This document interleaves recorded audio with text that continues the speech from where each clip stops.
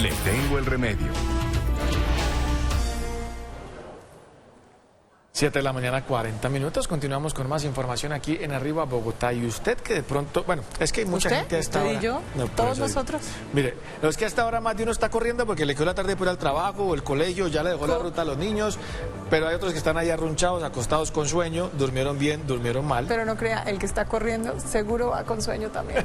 Y de eso es lo que vamos a hablar, del sueño. Doctora Catherine Pérez, bienvenida, ¿cómo le va? Buenos días. Buenos días para todos. Efectivamente, el sueño tenemos el concepto que solamente es para descansar. Y por el contrario, durante la noche tenemos ese reloj biológico que tiene múltiples funciones por realizar. Pero aquí entramos a lo importante, qué tan bueno es acostarme temprano o tarde o cuántas horas debo dormir.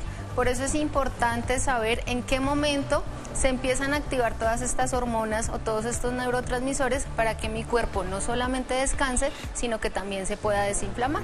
Doctora, hemos escuchado a muchos profesionales de la salud, incluso en este espacio, diciéndole a nuestra audiencia 7 horas, 6 horas, 8 horas. Y el cambio es trascendental. Yo creo que usted una horita le hace falta o no le sobra, ahora que está pues en esa primera fase de la vida de Rebeca, pero ¿cuántas horas hay que dormir en la noche? Sí, aquí lo importante obviamente es la cantidad de horas, pero también la calidad. ¿Y en qué horario sería ideal? A partir de las 9:30, 10 de la noche es cuando se empieza a activar una hormona muy importante que todos hemos escuchado, que es la melatonina. ¿Qué hace la melatonina? Es un antiinflamatorio natural que genera nuestro cuerpo. Entonces, durante este proceso, mi cuerpo empieza a desinflamar, a eliminar todas estas toxinas, virus, bacterias. También nos protege nuestro cerebro y también va a estimular el sistema inmunológico. Esta ventana empieza, como les digo, más o menos desde las 10 de la noche hasta las 2 de la mañana. Sí necesitamos que sea un sueño de fácil conciliación, que sea reparador y profundo para empezar a ver todos estos cambios en nuestro cuerpo. Doctora, y hablando de eso, de la melatonina que se activa a esas horas, pero por ejemplo la gente que se levanta de noche, como prácticamente todos los que estamos aquí, estamos entre 3 más o menos, algo así, usted de pronto también madrugó y mucho, como siempre. Pero entonces hay que se rompe como ese ciclo, esa producción, o hay que acostarse de más temprano antes de que cante el gallo a las 5:30, o qué es lo que hay que hacer. Mira, esa ventana está desde las 10 máximo hasta las 2 de la mañana. Entonces ahí es cuando es la producción en su pico máximo. Si en el transcurso de las horas que quedan más o menos de 3 a 5 de la mañana ya empieza a disminuir esta producción y la idea es que ahí se empiece a elevar nuestro cortisol. No es que nos acostemos también con esta otra hormona que hemos escuchado mucho, con el cortisol alto, porque este cortisol alto es el que nos mantiene con el estrés, con la ansiedad, con la alerta y por eso es que sentimos que no dormimos, que no descansamos, o muchas veces pasa que hay gente que descansa el fin de semana y sentí que durmió 8 o 10 horas pero se levanta más agotado o más cansado porque se acostó por ahí a la 1, 2 de la mañana y no permitió que estas hormonas se liberaran y que la otra se suprimiera. Entonces por eso a veces uno dice sí, es importante 6, 8 horas, pero ¿en qué tiempo, en qué calidad? Que es lo que queremos empezar a manejar con la medicina alternativa. La doctora acaba de decir, Aníbal, que va de 10 a 2 de la mañana. Pásele un documento firmado a la doctora Rebeca, que Rebeca le ponga la huella y no se despierten desde las 2. Rebeca es mi hija de 10 meses y medio para que sepan. Una bebecita preciosa, pero esto le pasa a muchos padres, cuidadores de niños que están trasnochando duro, pero también mucha gente que tiene horarios muy complejos o no tiene tiempo para dormir. Cuando usted menciona algo sobre el cansancio versus la cantidad de horas que durmieron, cuando se duerme mucho también se amanece cansado. ¿Esto por qué pasa? No hubo un verdadero sueño reparador. Por eso la idea es que podamos manejar 3 puntos importantes, que tengamos una fácil conciliación del sueño, que tengamos un sueño profundo y reparador y que disminuyamos también esos picos en donde nos levantamos y nos despertamos de manera constante durante la noche. ¿Ese sueño profundo es el REM? Así es. ¿Y uno cómo sabe que llegó hasta allá, que está bien dormido? Bueno, a veces sentimos que el mismo cuerpo como que se sobresalta solo, ahí ya es como ese despertar leve, pero cuando sentimos que dormimos así sea 1 hora, pero que yo sentí que descansé un montón, ese es nuestro sueño reparador y profundo. Y ahí nuestras hormonas están ayudando al cuerpo principalmente a disminuir ese cansancio, esa fatiga crónica, ese proceso inflamatorio, el hígado está haciendo todo su proceso de desintoxicación, entonces es más que es por eso que necesitamos ese sueño profundo, no solamente es un lujo descansar, sino que también nos va a evitar futuras enfermedades, tanto físicas como emocionales o mentales. Doctora, y por ejemplo, lo que hablaba Lina de los hijos, ya tiene unas gemelitas, también me imagino que ya están un poquito más reguladas con el sueño. Más, sí. Pero cuando uno se levanta mucho en la noche, puede que esté está en el REM y resulta que ¡guau! Y ahí uno se despierta. Ahí como es, y ya con dos, hay otros que tienen más hijos o que de pronto trabajan con el teléfono al lado porque tienen que estar de turno de noche. ¿Ahí qué? ¿Cómo vuelve uno y concilia ese sueño? Ahí es bastante difícil y por eso hay que entramos como a manejar esos horarios en que yo sepa que puedo acostar a las niñas y empezar una higiene del sueño, evitando las pantallas un par de horas antes, que también la alimentación sea mucho más liviana, mucho más ligera, nada de procesados, nada de embutidos, una buena porción de proteína, que el ambiente, digamos, de su cuarto, por lo menos que haya esa oscuridad, porque es esa luz y esa oscuridad la que también va a decirle a nuestro cuerpo y a nuestro reloj biológico es momento de descansar y es momento de realizar las otras funciones. Entiendo pues que hay diferentes trabajos, que hay que estar pendiente, que lo uno que el otro, pero pues eso a largo plazo pues me va a generar una inflamación y algún proceso crónico. Doctora, yo le confieso que yo me puedo dormir en un concierto de rock. Yo el pedacito que tenga para dormir lo duermo, pero qué tan bueno es, por ejemplo, en el caso de los menores o algunas personas que les gustan los sonidos de pajaritos, de las olas del mar, o ese sonido tal blanco que es como un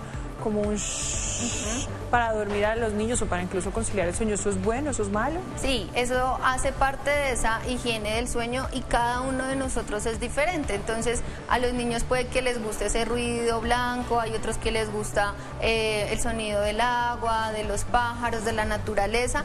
Eso nos puede ayudar. La idea es que ya el ambiente esté mucho más oscuro, que no tenga esta luz azul, esta pantalla, en la alimentación como habíamos hablado, también una respiración. La respiración me lo ayuda a generar esta ambientación que yo pueda colocarle tanto a niños como a adultos, y también ya hay gente de la tercera edad que sufre mucho del tema del insomnio, entonces hay que empezar a buscar cuáles son las ítems en particular en cada uno que podamos mejorar.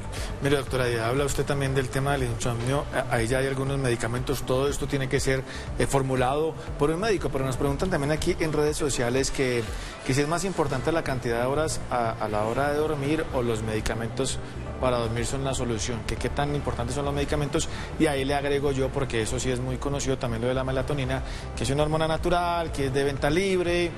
¿Se puede? ¿No? ¿Se debe? ¿No? ¿Es que esperar que el médico le diga?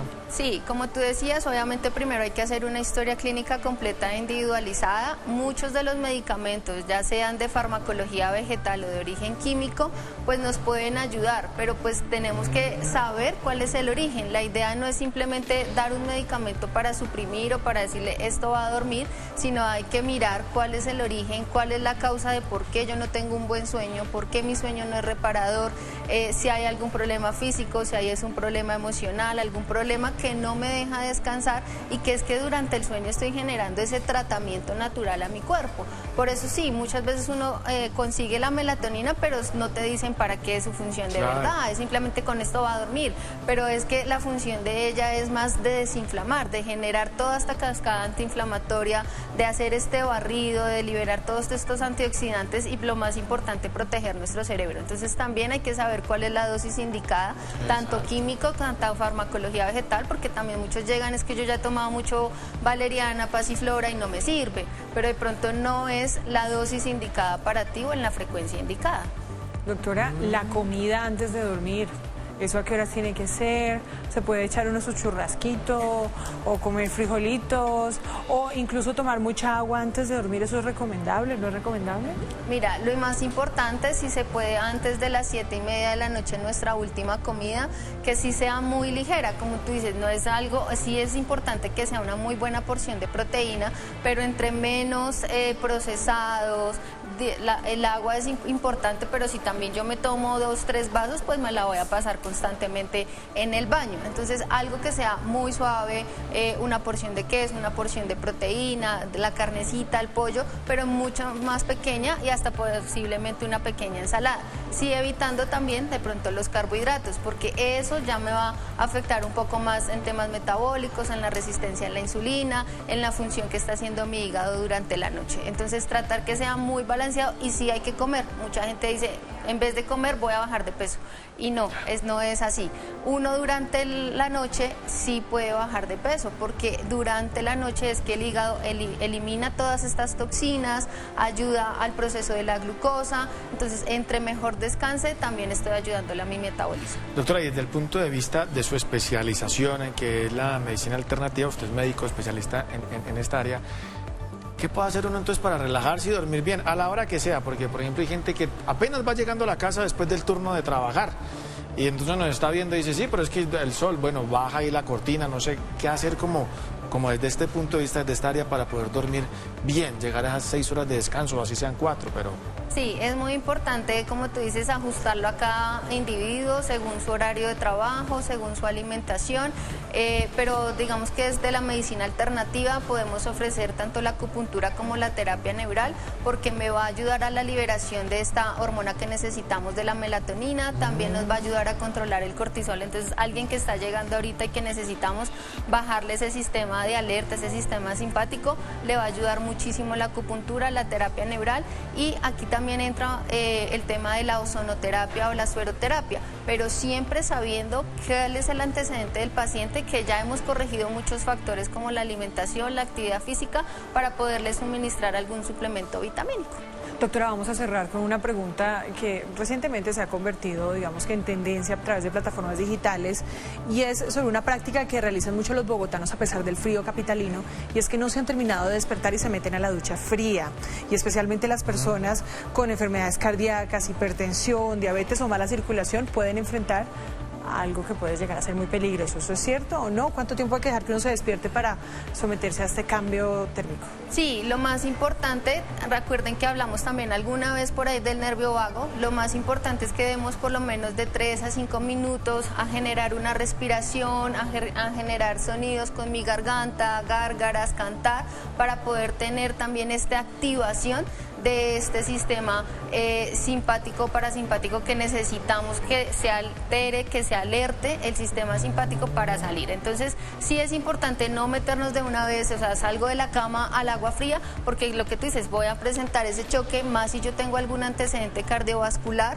Entonces aprendamos a, de pronto me levanto, tomo mi vasito de agua, activo mi parte circulatoria y digestiva, respiro y más o menos en 5 o 10 minutos ya estoy alistándome para realizar mi día a día. A poner el despertador 5 minuticos antes para que se alcance ahí medio despertar. No que lo despierte el chorro. Y tampoco despertarse con el agua caliente porque sigue...